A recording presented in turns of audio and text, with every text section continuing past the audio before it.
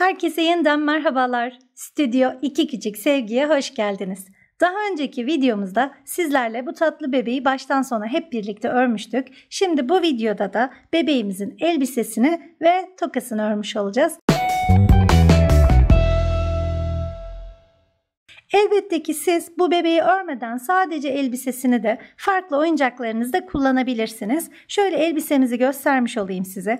Arkadan düğmeli olacak, giydirilebilir, çıkarılabilir bir elbise. Bu çocukların oldukça hoşuna giden bir tasarım oluyor. Çünkü bebeklerini giydirmeyi, böyle çıkartmayı çok seviyorlar. Hatta farklı renklerde elbiseler olduğunda aynı bebek için farklı kostümleri kullanmış olabiliyorlar.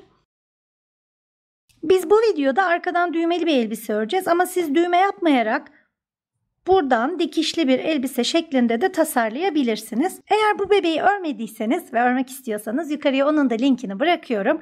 Ben bu bebeği örerken kullandığım ipleri tercih etmiş olacağım.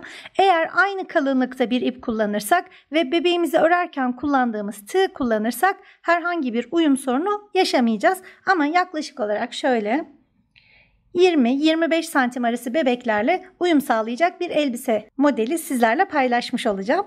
Ben elbisemizi örerken şu ipi kullanacağım. Bebeğimizde de bunu kullanmıştım. Koton içerikli bir ip. Elimizde kalan ipleri de değerlendirmiş oluyoruz aslında bu şekilde. Elbisede ben 5 farklı renk kullanmış olacağım. Sizler isterseniz tek renk şeklinde örebilirsiniz ya da yaka kısmını bir renk yapıp şu aradaki çizgiyi farklı bir renk yapıp alt kısmı da tamamen yaka rengiyle aynı olacak şekilde de örebilirsiniz. Ben bu şekilde beyaz bir elbise ördüm. Şurası yeşil çizgili. Instagram sayfamda da onun fotoğraflarını paylaşmıştım. Oradan da fikir alabilirsiniz. Bu ipler için de bebeğimi örerken kullandığım gibi 2.20 mm tığ kullanmış olacağım. Ve arkasına dikmek için de bir tane gömlek düğmeleri büyüklüğünde düğmeye ihtiyacımız olacak. Şimdi hazırsak elbiseyi örmeye başlayabiliriz.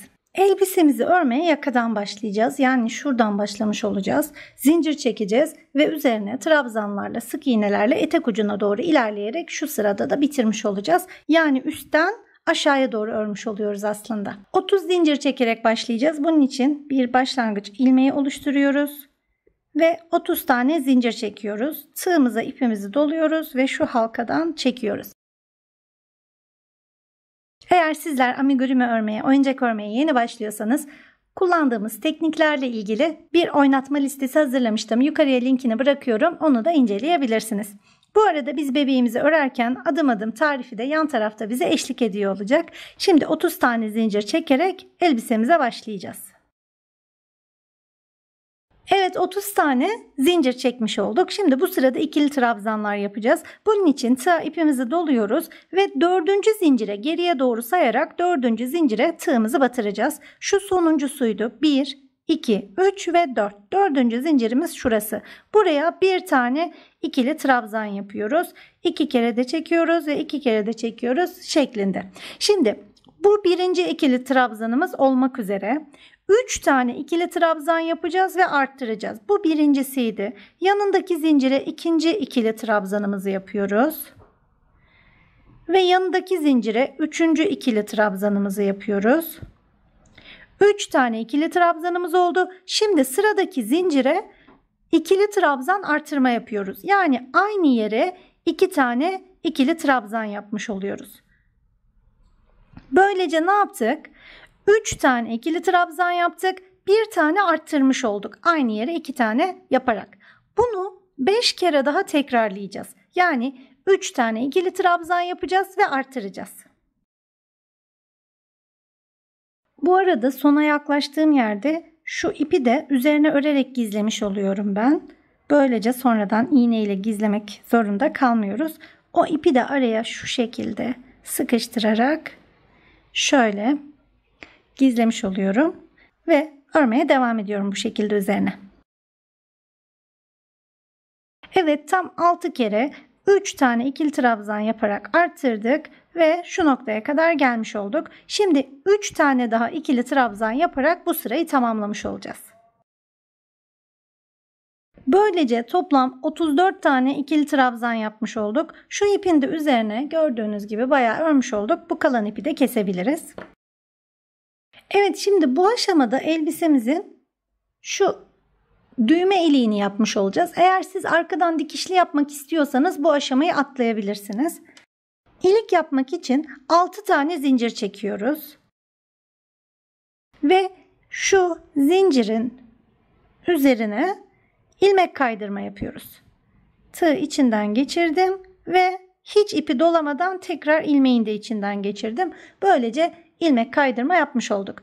Bir tane zincir çekiyoruz ve şöyle çeviriyoruz. Şu oluşan zincir boşluğunun üzerine 6 tane sık iğne yapacağız. Yani şuraya yapıyoruz. Boşluğa 6 tane sık iğne yapmış olacağız. 6 tane sık iğnemizi yaptık ve şu az önce ikili trabzanlar yapmıştık. O son yaptığımız ikili trabzanın tam tepe noktasına bir tane ilmek kaydırma yapıyoruz. Yani şu şekilde tığın içinden ve ilmeğin içinden ipi çekmiş oluyoruz. Şimdi ikinci sıraya geçmek için 2 tane zincir çekiyoruz. Ve bu sırada da 4 tane ikili trabzan yapacağız, arttıracağız. Bunu tam 6 kere tekrarlayacağız. İlk ikili trabzanımızı şu zincirin başlangıç noktası. İlk ikili trabzanımızı şu ilmek kaydırma yaptığımız yere yapmış olacağız. Yani tam şu noktaya ilk ikili trabzanımızı yapıyoruz. Bu birinci oldu. İkinciyi yaptık. Üçüncü ikili trabzanımızı yaptık. Ve dördüncü ikili trabzanımızı yapıyoruz. Şimdi artıracağız. Yani sıradakine 2 tane ikili trabzan yapmış oluyoruz. 1 ve 2. Yani 4 tane ikili trabzan yaptık ve arttırdık. Şimdi bunu 5 kere daha tekrarlayarak ilerlemiş olacağız. Evet, toplam 6 kere 4 tane ikili trabzan yaptık, arttırdık. Şimdi 4 tane daha ikili trabzan yaparak bu sırayı tamamlayacağız. Şöyle birinciyi yaptık, ikinciyi, üçüncüyü ve dördüncüyü de üst sıraya çıkmak için yaptığımız zincirlerin tepesine yapmış oluyoruz. Tam oraya denk geliyor çünkü. Buraya dördüncüyü yapıyoruz. Şimdi bu sırada renk değişimi yapacağız. Ve şu aradaki rengi kullanmış olacağız. Eğer siz elbiseyi tek renk yapmayı düşünüyorsanız bile mutlaka bu sırayı renkli örün diye tavsiye ederim. Benim daha önce ördüğüm, Instagram'da da paylaşmış olduğum beyaz renkli elbisede de şurayı yeşil yapmıştım. Yani bu sırayı mutlaka farklı bir renkte yapmanızı tavsiye ederim. Eğer siz tek renk örecekseniz, beyazla devam edecekseniz ya da hangi rengi kullanıyorsanız bu aşamada beyazı kesmemenizi tavsiye ederim. Çünkü onunla devam edeceksinizdir. Fakat biz burada renk öreceğimiz için beyaz ipi artık kesmemiz ve renk değiştirmemiz gerekiyor. Şöyle 3-4 santim uzun bırakarak beyaz ipimizi kesiyoruz. Daha önce ördüğüm elbisede pembe kullanmıştım. Şimdi bu ördüğümde de etek ucunda kullandığım koyu moru kullanmak istiyorum. Çünkü burayı birazcık daha koyu yaparsak daha belirgin olacağını düşünüyorum. Koyu morla 3. sıramızı örmüş olacağız. Renk değişimi için son yaptığımız ikili trabzanın tam şu noktasından söküyorum. Ve tığıma tekrar 2 ilmek şeklinde alıyorum ve yeni rengimle bu ilmeği kapatıyorum. Bu şekilde olduğunda birazcık daha düzgün bir renk değişimi oluyor. Ve ardından bir tane zincir çekiyorum. Zincirimi çekerken de şu ipleri tığımın üzerinden geçiriyorum ve bir tane zincir çekmiş oluyorum. Ardından ters çeviriyorum. İsterseniz buraya bir düğüm de atabilirsiniz. Ben ikisinin üzerine örerek gizlemeyi tercih ediyorum. Bu sırada 40 tane sık iğne yapacağız. Fakat bu 40 sık iğnemizi arka ilmeklere yapacağız. Yani biz daha önce örerken tığımızı şu V'lerin tam ikisinin de üzerinden geçiriyorduk. Oysa bu sırada sadece arka kısımlarına, yani şuralarına tığımızı batırarak sık iğnelerimizi yapacağız. Bu arada iplerimizin de üzerine örerek onları gizlemiş olacağız. Şöyle birinci sık iğneyi yaptık. Yine arkadaki ilmeğe batırıyoruz. İplerimiz de üzerinde olmak üzere ikinci sık iğneyi yaptık. Şöyle üçüncüyü yaptık. Bu şekilde sıranın sonuna kadar toplam 40 tane sık iğne yapmış olacağız.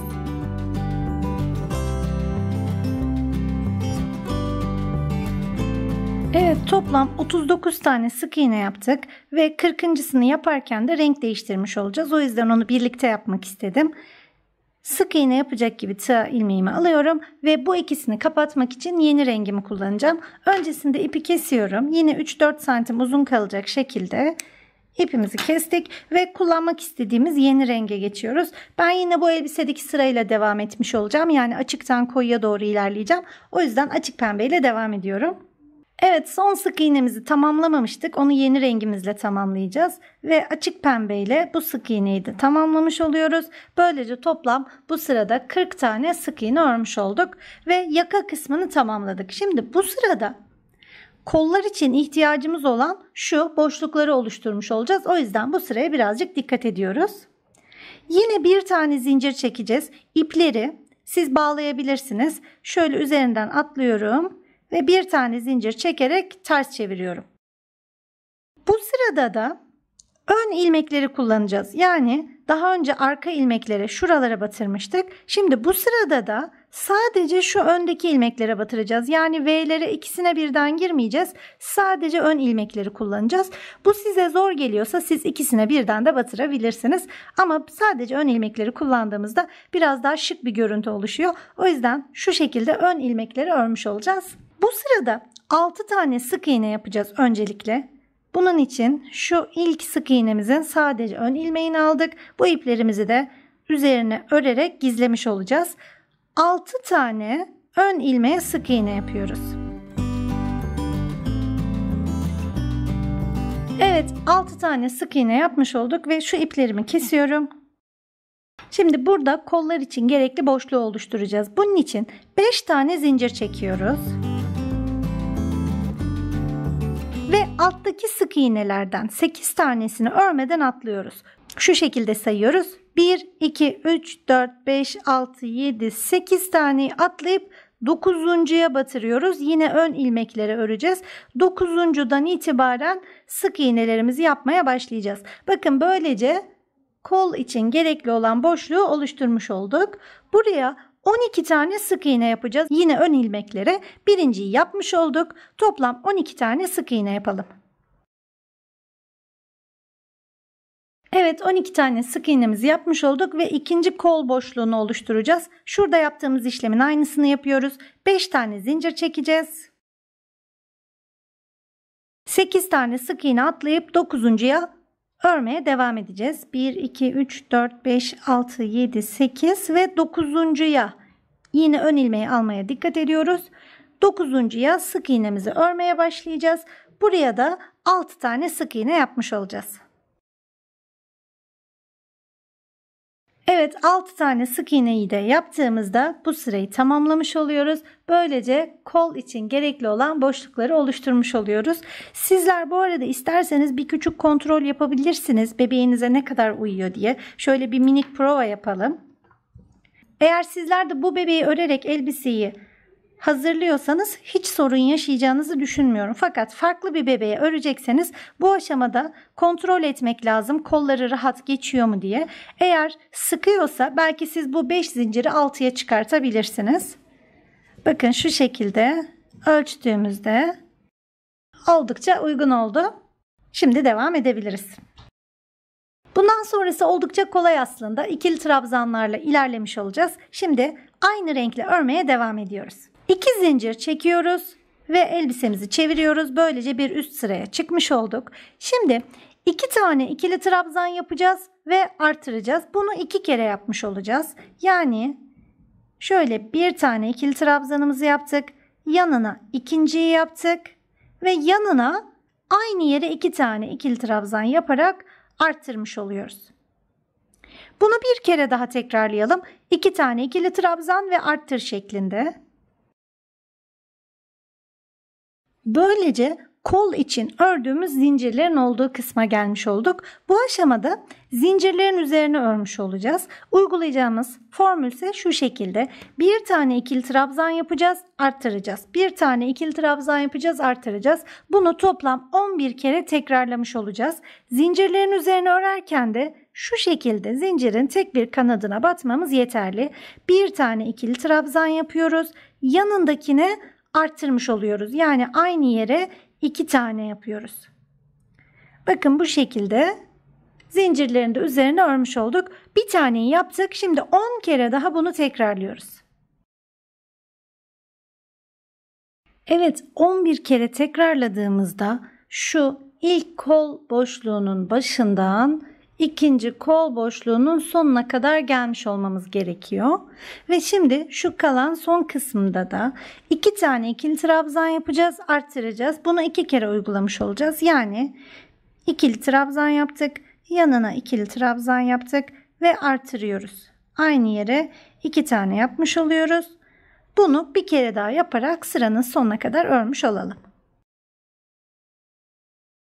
Şimdi yine 2 tane zincir çekiyoruz ve elbiseyi çeviriyoruz. Böylece bir üst sıraya çıkmış olduk. Son bir kere daha arttırma yapmak istiyoruz. Sizler elbisenizin çok kabarık olmasını istemiyorsanız bundan sonra her bir ilmeğin içine birer tane ikili trabzan örerek devam edin. Ama birazcık daha kabarık olmasını istediğim için ben bu sırada da arttırma yapmayı tercih ediyorum. Bunun için 6 tane ikili trabzan yapacağız ve arttıracağız. Bunu toplam 6 kere tekrarlayacağız. İlk trabzanımızı daima şuraya yapmış oluyoruz. Şu başlangıç noktasının hemen dibine yapmış oluyoruz. 6 tane ikili trabzan yapacağız ve arttıracağız. Ve şimdi de bu son kalan 7 tane ilmeğe 7 tane ikili trabzan yapıyoruz ve bu sırayı da tamamlamış oluyoruz. Evet, bu sıranın sonunda da yine bir renk değişimi yapacağız. Şöyle 2 sıra pembeyi tamamlamış olduk. Diğer fuşya renge geçmiş olacağız. Bunun için elimizdeki ipi 3-4 santim uzunluğunda kalacak şekilde kesiyoruz. Ve devam etmek istediğimiz yeni rengi buraya eklemiş oluyoruz. İsterseniz buraya düğüm atarak da devam edebilirsiniz. İsterseniz de son ilmeği şu şekilde söküyoruz ve yeni rengimizle ilmeğimizi kapatıyoruz. Böylece renk değişimini tamamlamış olduk. 2 tane zincir çekiyoruz. Zincir çekerken iplerimizi de tığın üzerine alıyoruz ki arada gizlenmiş olsunlar. Şöyle birincisi ve ikincisini çekmiş olduk ve ters çeviriyoruz elbisemizi. Bundan sonraki renk değişimlerini yaptığımız sıralarda arka ilmeği örüyoruz ki şöyle birazcık daha kat kat bir hava oluşsun diye. Onun için bu sırada arka ilmekleri kullanacağız ve arka ilmeklere ikili trabzanlar yaparak sıranın sonuna kadar ilerleyeceğiz. Arka ilmek yani şurayı örmüş olacağız. Daha önce de kullanmıştık bu ilmeği. Arka ilmek derken şöyle yapacağız. Tığımızı şuraya değil de sadece arka kısma yapacağız. Daha önce de kullanmıştık bu yöntemi. Bu arada bu iplerimizin de üzerine örmeye devam edeceğiz. Böylece sonradan iğne ile gizlemek zorunda kalmayalım. Çünkü o iğne ile gizleme meselesi beni gerçekten çok yoruyor. Dikişi de çok sevmiyorum amigurumilerde. İpleri iğne ile gizlemeyi de. O yüzden mümkün olduğunca böyle üzerine örmeye çalışıyorum. Gördüğünüz gibi arka ilmeklerin üzerine ördüğümüzde böyle bir fırfırlı kat kat hava oluşmuş oluyor. O yüzden tercih ediyoruz. Yoksa tabii ki de normal, her zaman ördüğümüz gibi de yapabiliriz. Fakat bu elbisede renk değişim sıralarında bu şekilde arka ilmekleri örmüş olacağız. Şimdi sıranın sonuna kadar ikili trabzanlarımızı örelim. Evet, sıranın sonuna kadar fuşya renkli ikili trabzanlarımızı yapmış olduk. Şimdi 2 zincir çekiyoruz ve elbiseyi çeviriyoruz. Yine sıranın sonuna kadar ikili trabzanlar yapacağız. Fakat bu kez normal ilmeklere şu şekilde batırıyoruz. Yani arka ilmek kullanmamıza gerek kalmıyor. Dediğim gibi onu sadece renk değiştirme sıralarında yapmış oluyoruz. Şimdi yine sıranın sonuna kadar ikili trabzanlarımızı yapalım. Evet, böylece fuşya rengimizi de tamamlamış olduk. Şimdi yeni rengimize geçebiliriz. Morla devam etmiş olacağım ben. Siz bu şekilde elinizde kalan ipleri de değerlendirebilirsiniz aslında. Rengarenk elbiseler örebilirsiniz. Yine aynı yöntemle rengimizi değiştiriyoruz. Son ikili trabzanımızı şöyle geriye alıyorum ve yeni rengimizle onu kapatmış oluyoruz. Yine aynı yöntemle rengimizi değiştiriyoruz. 2 zincir çekeceğiz. İplerimizin de üzerinden geçerek 2 zincir çektik. Şöyle sıkılaştıralım biraz. Elbisemizi ters çevirmiş oluyoruz ve tıpkı fuşyada yaptığımız gibi ilk sırada arka ilmeklere ikili trabzanlarımızı öreceğiz. Her bir ilmeğin içerisine ikili trabzanlar yapacağız. Bunu arka ilmeklere yapacağız ki yine şu havalı görüntüyü yakalamış olalım. Arka ilmeklere örerken bir yandan da iplerimizin üzerine örmeye devam ediyoruz. Tıpkı fuşyada olduğu gibi arka ilmeklere ikili trabzanlarımızı yaparak sıranın sonuna kadar öreceğiz ve sonra da üst sıraya geçeceğiz. Evet, sıranın sonuna kadar arka ilmeklere ikili trabzanlarımızı yaptık. 2 zincir çekiyoruz ve ters çeviriyoruz.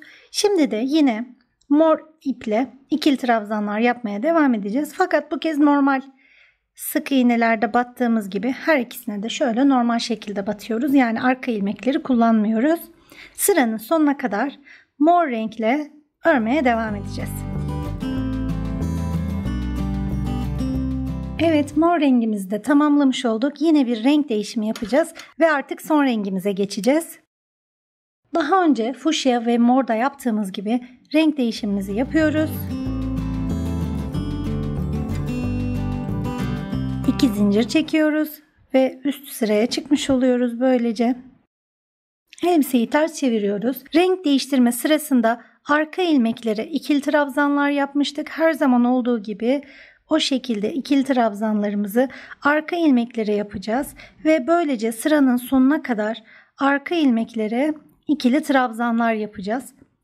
Daha önce aynı işlemleri uyguladığımız için birazcık hızlı ilerletmiş olacağım, video süresi çok uzamasın diye. İlk önce arka ilmeklere ikili trabzanlarımızı yapacağız. Sıranın sonuna kadar ilerleyeceğiz. 2 zincir çekeceğiz, ters çevireceğiz. Bu kez normal ikili trabzanlarımızı yaparak sıranın sonuna kadar gelmiş olacağız. Böylece son rengimizi de bir kere gidip gelerek tamamlamış olacağız. Böylece elbisemizin son sırasını da tamamlamış olduk. Sizler dilerseniz altına istediğiniz uzunluğa kadar yeni renkler, yeni sıralar ekleyebilirsiniz. Fakat bizim bebeğimiz için şöyle minik bir prova yapalım. Bu boyda bir elbise yeterli olacaktır. O yüzden burada artık tamamlıyoruz. Bitirirken de ipimizi biraz uzun bırakacak şekilde yine kesiyoruz ve iğne yardımıyla gizlemiş oluyoruz.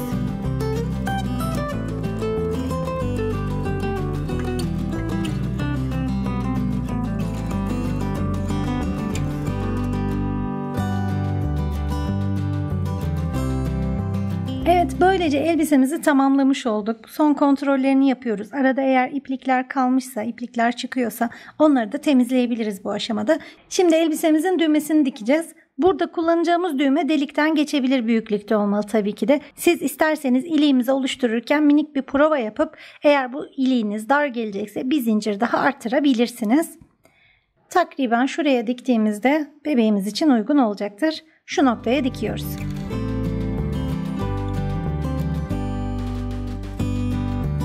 Evet, bebeğimizin elbisesi hazır. Şimdi de tokasını öreceğiz. Tokasını yine şöyle canlı fuşya renklerde örmek istiyorum ben. Siz arzu ettiğiniz renkle de tokasını örebilirsiniz. Tokayı örmeye 30 zincir çekerek başlamış olacağız ve dönerek öreceğiz. Bir başlangıç ilmeği oluşturuyoruz. Ve 30 zincir çekiyoruz. Tokamızın boyutunu da aslında kendi zevkinize göre ayarlayabilirsiniz. Şu şekilde halka yapacağız ve ortasından dikmiş olacağız. Yani yaklaşık olarak şöyle şu büyüklükte bir toka olacak. Bunu da yine bebeğinize minik bir provayla nasıl göründüğünü boyut olarak test edebilirsiniz. Daha küçük bir toka istiyorsanız sayıları azaltabilirsiniz. 4-5 zincir ya da daha büyük bir toka için de artırabilirsiniz. Bu tamamen sizin kendi zevkinize kalmış. İstediğimiz sayıda, ki biz 30 tane çekmiş olduk. Zincirimizi çektikten sonra bunu halka yapacağız. Birinci zincirimize ilmek kaydırma yaparak bunu halkaya çeviriyoruz. Şu şekilde ilmek kaydırma yaptık. Bundan sonra dönerek örmüş olacağız. Bu zincir üzerine sık iğneler öreceğiz dönerek. İlk zincirden itibaren her bir zincirin üzerine sık iğne yaparak şu noktaya kadar geleceğiz. Tabii her zaman olduğu gibi ipimizin de üzerine örerek onu gizlemiş olacağız. Bu şekilde üzerine örmek sizin için zor oluyorsa daha sonra onu iğne ile de gizleyebilirsiniz. Şimdi bir sıra boyunca her zincirin üzerine bir tane sık iğne yaparak toplam 30 sık iğne örüyoruz. İpin üzerine örerken de onu şöyle hafifçe sıkılaştırıp yaklaşık 8-10 sık iğneden sonra kalan ipi de kesebiliriz. Evet, toplam 30 tane sık iğne yapmış oldum ben. Az önce söylediğim gibi arzu ettiğiniz büyüklükte toka için her bir zincirin üzerine sık iğne yapmanız yeterli olacak. Şurada küçük bir kot farkı var ama üzerine ip saracağımız için onu gizlemiş olacağız. Şöyle yaklaşık olarak bizim tokamızın büyüklüğü şu şekilde olmuş olacak. İkinci sırada farklı bir renk kullanacağız. Araya farklı bir renk girmiş olacağız. Siz tek bir renkte yapabilirsiniz. Fakat böyle çizgili daha çok hoşuma gidiyor benim. O yüzden araya açık pembe rengi girmiş olacağım. Üst sıralarda yine bu fuşyayı kullanmaya devam edeceğimiz için ipi kesmiyoruz. Arada sadece bir sıra bu açık pembeyi kullanmış olacağız. Bunun için sıradaki sık iğneyi örüyormuş gibi yapıyoruz. Tığımıza 2 tane ilmek oldu ve yeni rengimizle kapatıyoruz. Böylece biraz daha düzgün bir geçiş sağlamış olduk. Şimdi bu sırada her bir ilmeğin içerisine bir tane sık iğne yapacağız. Fakat arka ilmekleri kullanacağız. Yani şuralara yapmış olacağız. Tabii ki de renk değiştirmeden sonra şu ipimizin kalan kısmının üzerine örmüş olacağız. Şu şekilde arka ilmekleri sık iğne yaparak ilerlemiş olacağız. Bizim zincirimiz 30 tane olduğu için toplam 30 tane arka ilmeklere sık iğne örmüş olalım ve şu noktaya kadar örelim. Evet, pembe renkli 29 tane sık iğne yaptık ve sonuncu sık iğnemizi yaparken pembe ile başlıyoruz ve fuşya renkle de kapatmış oluyoruz. Böylece fuşya renge yeniden geçmiş oluyoruz. Şimdi 2 sıra boyunca yine her sık iğnenin içine sık iğne yapacağız ve yine arka ilmekleri kullanacağız. Fuşya ile 2 sıra boyunca örmüş olacağız. Birkaç ilmek boyunca pembe ipin de üzerine örerek onu arada gizlemiş oluyoruz. Bu arada arka ilmeklerden örmeye dikkat ediyoruz. Arka ilmekleri örerek şöyle ilerledik. Ve artık pembe ipimizi de gizlemiş olduk. Bunları daha sonra iğneyle de yapabilirsiniz aslında. Ama bu şekilde üzerine ördüğümüzde daha kolay oluyor bence. O yüzden bu şekilde yapıyorum. Şöyle iyice gizlemiş olalım. Yaklaşık 8-9 tane sık iğne yapmış olduk. Ve açık pembe ipimizi keserek artık onu ayırıyoruz. Şimdi bundan sonra 2 sıra boyunca fuşya ile arka ilmekleri sık iğne yaparak tamamlamış olacağız tokamızı. Evet, 2 sıra boyunca arka ilmekleri sık iğne yaparak örmüş olduk ve artık tokamızı tamamladık. Siz biraz daha kalın istiyorsanız bir sıra daha ekleyebilirsiniz. Ama bu haliyle yeterli diye düşünüyorum ben. Bir tane yine arka ilmeğe ilmek kaydırma yaparak tamamlıyoruz. Tığımızı batırıyoruz ve hiç ipi dolamadan ilmeğin içinden de geçiriyoruz. Bir tane zincir çekiyoruz ve burada tokamızı hem üzerine sarmak hem de dikmek için yetecek kadar uzun ip bırakarak kesmiş oluyoruz. Bu ipimizi bir iğneye takıyoruz ve tam geçiş noktalarını, orada birazcık farklılıklar vardı. Tam o kısmının üzerine gelecek şekilde ipimizi sıkı sıkı sararak bir fiyonk şekli oluşturuyoruz. Her iki tarafında olabildiğince eşit olmasına dikkat ediyoruz. Evet, şu şekilde ipi sardık ve arka kısmında iğne ile birazcık şu iplerin arasından dikerek sabitlemiş oluyoruz. Ve böylece bebeğimizin tokası da artık hazır. Onu bebeğimizin saçında istediğimiz herhangi bir yere dikebiliriz. İsterseniz şöyle tam tepeye dikebilirsiniz ya da hafif yana dikebilirsiniz ya da bu kahküllerinin oraya dikebilirsiniz. Bu tamamen sizin kendi zevkinize kalmış. Ben şöyle şuraya dikmeyi istiyorum ve tam oraya yine saçların üzerinden iğne yardımıyla şu şekilde dikiyoruz. İğneyi bir kere saçından geçiriyoruz. Bir kere de tokada şu noktadan geçirmiş oluyoruz. Bunu 5-6 kere yaparak güzelce sağlamlaştırıyoruz.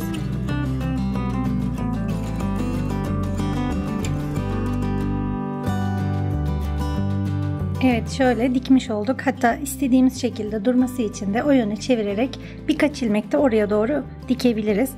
Biraz havada gibi hissediyorum ben. O yüzden şurayı da şöyle aşağıya doğru bastırarak orayı da biraz dikmiş olacağım. Evet, toka bu haliyle hem görüntüsü hem de sağlamlığı itibariyle benim içime sindi. Çünkü küçük çocuklar oynayacağı için hemen birkaç oynamada kopmasını istemeyiz. Bundan dolayı sağlam dikmek de çok önemli. İpi şöyle kafasının içerisinden herhangi birkaç noktadan geçirerek de gizlemiş oluyoruz.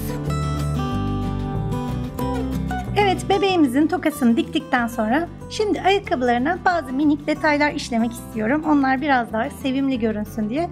Bunun için tokada kullandığım aynı rengi kullanacağım ben. Sizler elinizde kalan diğer renkleri de değerlendirebilirsiniz. İpimize şöyle düğüm atıyoruz ve ucunda kalan ipi kesiyorum biraz.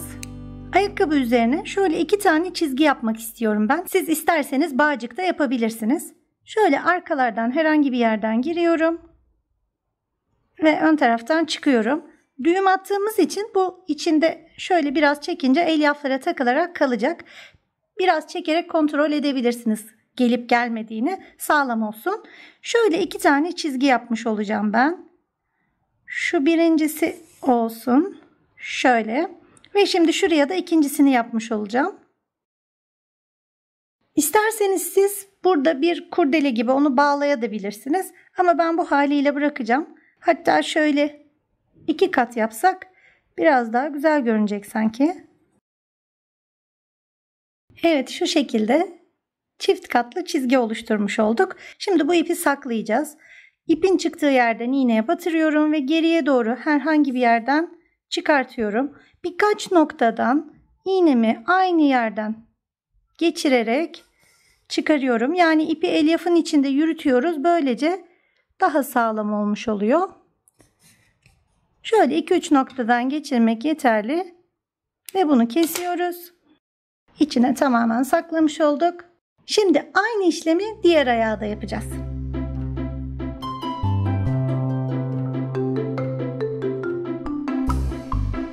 Evet, bebeğimizin ayakkabılarını da işledik. Şimdi onu giydirip oynama vakti.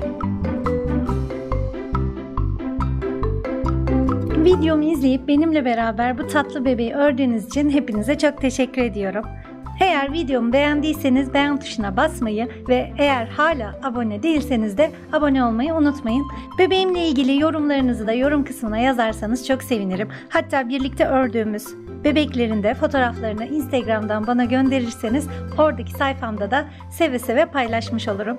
Hepinize sağlıklı, keyifli ve bol örgü dolu günler dilerim. Hep birlikte 2 küçük sevgiyle birlikte örmeye devam edelim. Bir sonraki oyuncağımıza kadar hoşça kalın diyorum.